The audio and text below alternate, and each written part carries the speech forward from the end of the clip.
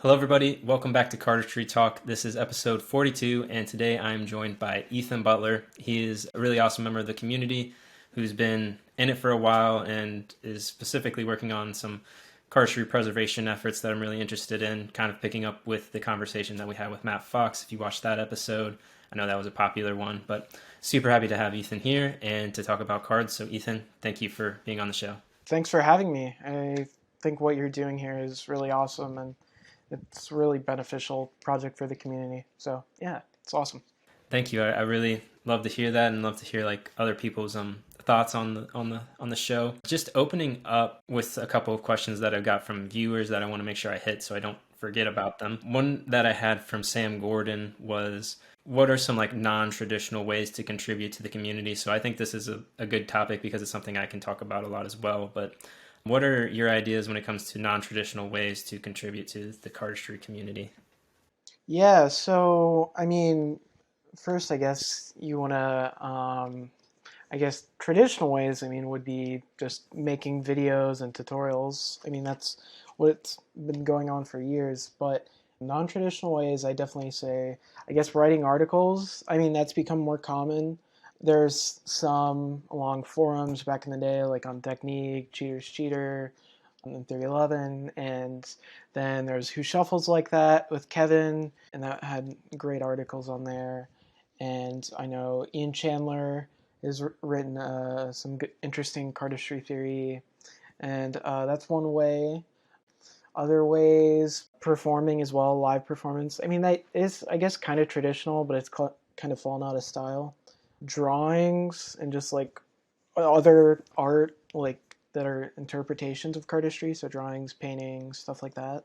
Yeah, definitely going into different mediums, like mentioning like ebooks and kind of articles and stuff like that. I think I haven't seen a lot of that recently, besides Kevin Ho's Still Like an Artist, but that's definitely something I think we could venture out more into than what we have in the past, or at least making the stuff that's been made a little bit more easily available. When it comes to like drawing and animation, I think we're seeing more of that as well, which is pretty cool.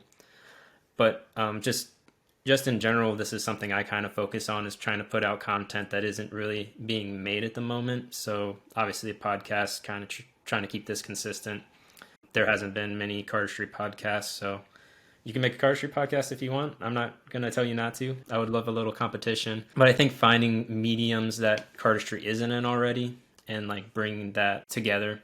So like off the top of my head right now, I think it'd be really cool if there was like a late night type of cardistry talk show, kind of like a Conan or like a Jimmy Kimmel, where like it kind of pokes fun at the community, or like parody videos would be really fun. A news show. I know there was Deckline for a while, but a news show would be really cool.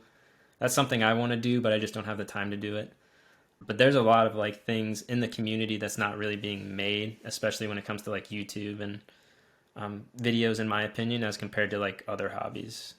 Um, so there's definitely a lot of non-traditional ways to contribute to the community, and I think just finding what you're good at or what you enjoy and kind of bringing it into cardistry can kind of expand it, because I do feel like cardistry as a whole is kind of limited to just tutorials and performance videos most of the time. Yeah, I definitely agree. And one thing I also forgot is, I guess, um, software.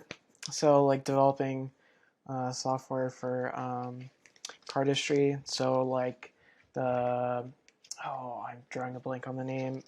But the Cardistry Touch app, they had to do that collected moves, and I know David Peterson was working on a similar app, and then he had Cardistry.io, which was a kind of like a social networking thing that I think fizzled out. But so different software and stuff.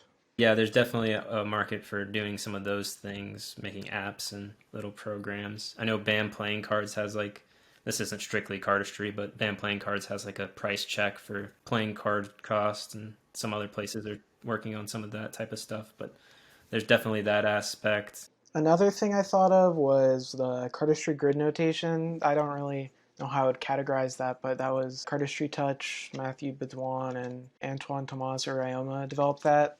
That was one significant way it contributed. That I think it's pretty underused, but has a lot of potential. Yeah, it's just that whole thing's just hard to get into. Like, Oh yeah, the like that's the thing with it. Like the learning curve, it's not easy. but yeah, there's definitely. I mean, even just having the system though for the future, I think will be a good thing to have at least access to it. There's definitely a ton of things in cardistry that we can kind of expand to when it comes to how we contribute to the community. One thing that I know you've kind of been working on in the shadows, I guess you could say, is kind of the idea of a cardistry site, which is kind of working on some cardistry preservation and keeping the videos and archiving that type of stuff. So, could you kind of explain how cardistry site kind of your plans for it and how things are coming along with it?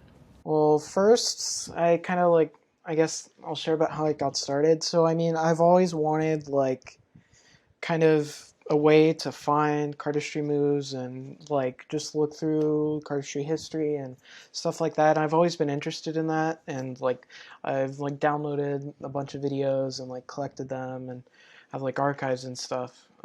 And then I wanted to build software for it, and I'm a computer science major and like to program, so it's kind of up my alley. But then I presented a talk at CardistryCon 2017, like talking about the idea.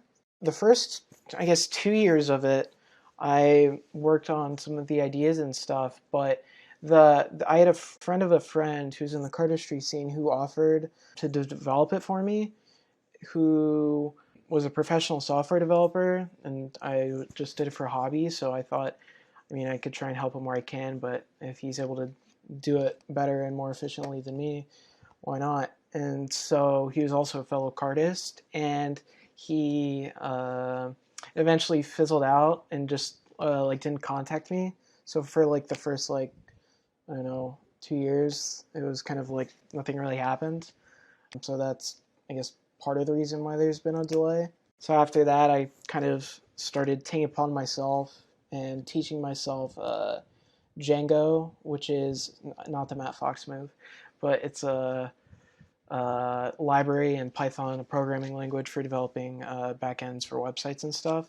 So I've been doing that and developing the site with that.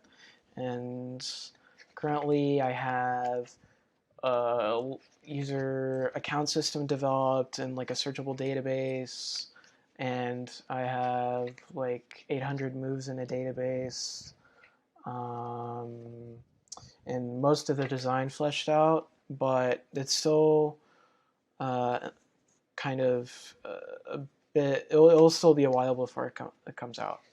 I don't know anything about programming, so but I think it would be a really cool feature if you could like have users potentially help out. So like if there's like they can tag a move if it's in a video. So like if someone like looks up worm or whatever, they would have like they it would pop up videos for that. That's one of the ideas I had because I definitely won't be able to manage the database completely myself. So um, I haven't built it yet, but I want to have a system where users can submit things. But I haven't fully fleshed the idea out because I I don't necessarily know if it's the best idea for me to like be the controller of like this is a move or this is not a move, you know? But there are like some things like, and if it was just anyone could edit it, I think that'd be a problem because like some people like they might just like twirl a packet just like this, but they consider that a move. But I think most like cardists who like aren't new and have like a sense, they know it's like, even though they might not have a specific reference for the move to like counter to provide a counter example, it's still not considered a move, whether or not it's original. So I'm thinking of like a middle ground as having like some different like admins and various people to like accept and filter through and add things similar to. Have you ever heard of the website Conjuring Archive? Um, Conjuring Archive? Yeah, No. it's something similar to what I want to do, but it's for magic. It's created by the magician Dennis Bear, and it's essentially like a searchable database of magic from books and stuff. You're able to filter things, and it's Harapon and Dennis submit things, and then I think one or two other people. So something like that, but more expansive and including cardistry and stuff.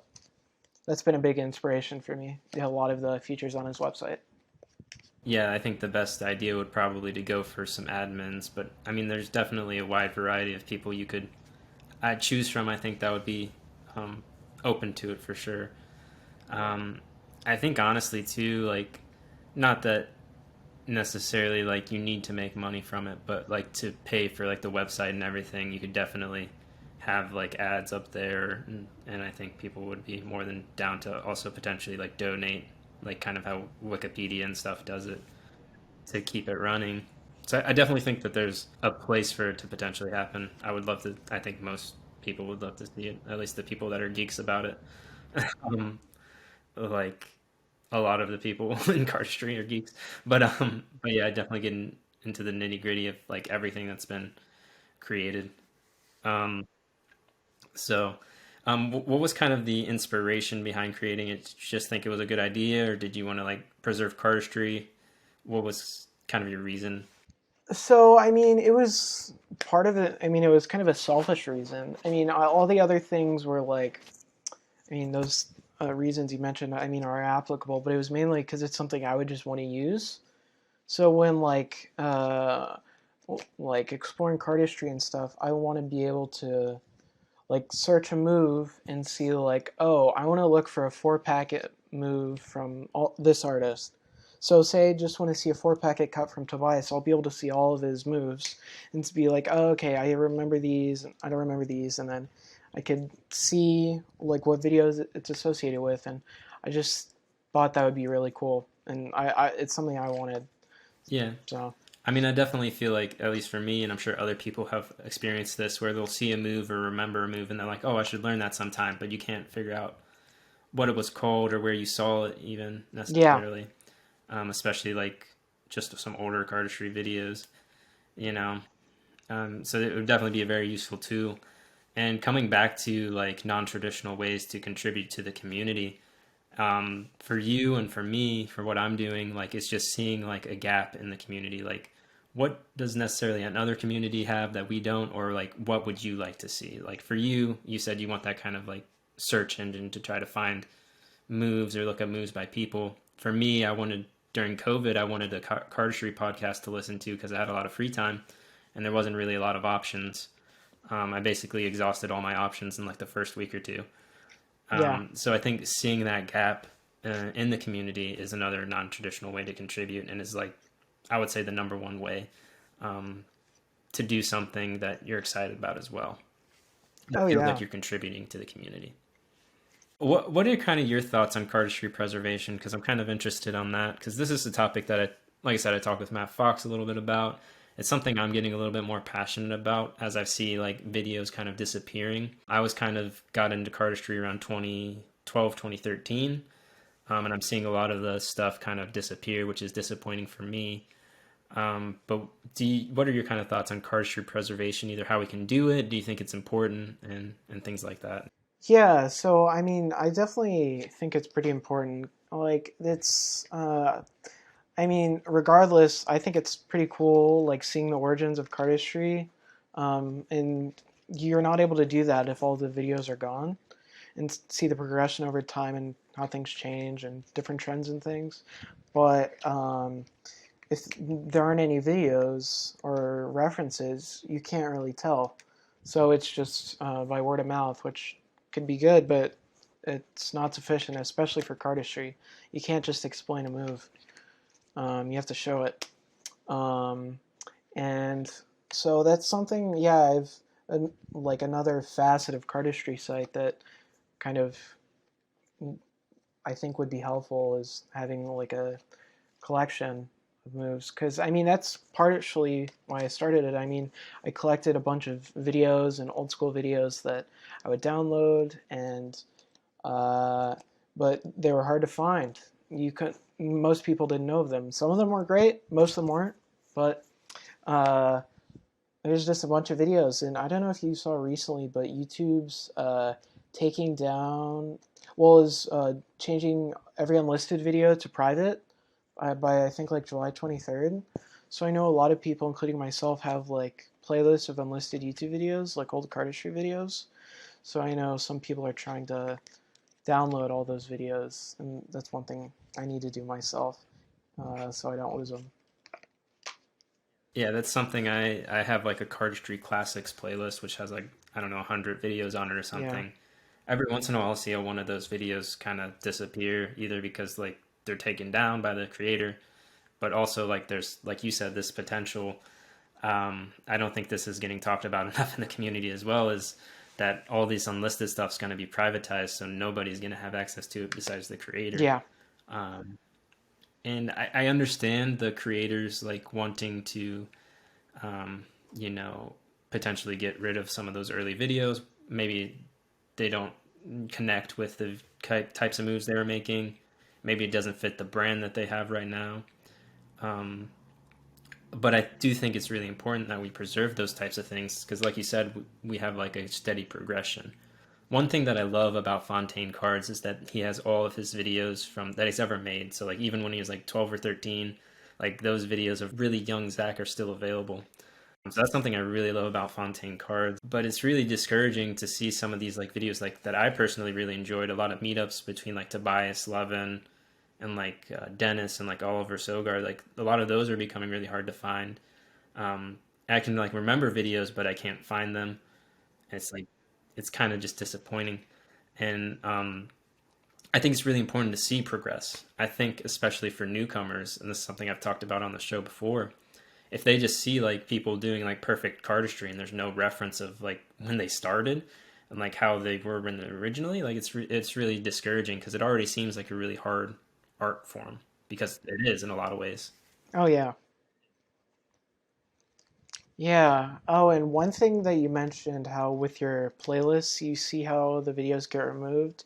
One thing I've done to kind of combat that is there's this website, you could Google it. It's just, if you search like YouTube playlist to Excel spreadsheet or something, it automatically you creates a Excel spreadsheet of the YouTube playlist, so it has like the URL and the name and everything. And so whenever you get the notification that it says a video or one or more videos have been removed, you're able to create a spreadsheet and then see what's missing and cross-reference the missing data from each of the playlists. So then you'll have the name and the original URL of the video, and maybe you could find it. Hmm. Find it in a secondary source. Yeah, That's, yeah, that's really interesting. Another thing I know Max Fox said was there's a, like uh, you can find it on Google. I'm sure I don't know what it is off the top of my head, but you can like download playlists from YouTube, not just individual yeah, videos. So that might be something I need to check out, and some of the viewers might want to check out before this kind of happens. But I think it's really important, and I think the idea of like a cardistry archive is really important for the health, or like a cardistry encyclopedia. I think we're already starting to see things disappear from creators, moves, and videos. I think it's really important to keep kind of those beginnings. One thing I really love, I don't know if you've seen Cardistry Origins, but that account that Shivraj is running, just showing off people's first videos. Like I love that as a concept, and it kind of is bringing to light some of these videos that have gone under or have disappeared. yeah. I really love that account. It's such a good idea, and I mean, gives people a reference to how people have progressed. And like, I could understand creators wanting to like remove videos, like you said, it doesn't fit with their brand or they don't like it anymore. And I mean, I've done the same thing, right, with some of my early videos, but I, I think it's important, I guess, to preserve it for the sake of the community. Not that you necessarily need to like present it everywhere, but just make sure it's accessible. It doesn't have to be like in the spotlight, obviously, but like if someone wants to find it, I think it's important that they can for reference and all that. So talking about the videos you've made and kind of something I like to talk about with all my guests is kind of the creative process when it comes to making moves. Do you have any creative process when making a move? What's kind of your style when trying to create something? What I really try and do is, I guess, focus on a theme. I tend to have pretty thematic centric cardistry for the moves I make, at least for the good moves. So a lot of the times I'll just stumble upon a random mechanic or have a certain idea and I try and just take it to the max and continue like a certain theme throughout the whole move. But a lot of times I just do random stuff, and then I have like a move, but it's trash. So then I'll try and like adjust it to make it more coherent and have a theme. Like for example, my move Chinese finger trap. So it originally started like this. I just did it as a fidget thing, and just did like that. It's a really bad move, but it was just like an interlock that I like this structure. But then when I noticed um, that you're able to toss a packet across, I thought that was a really neat mechanic. So I tried to continue like the theme of going around each other. So yeah.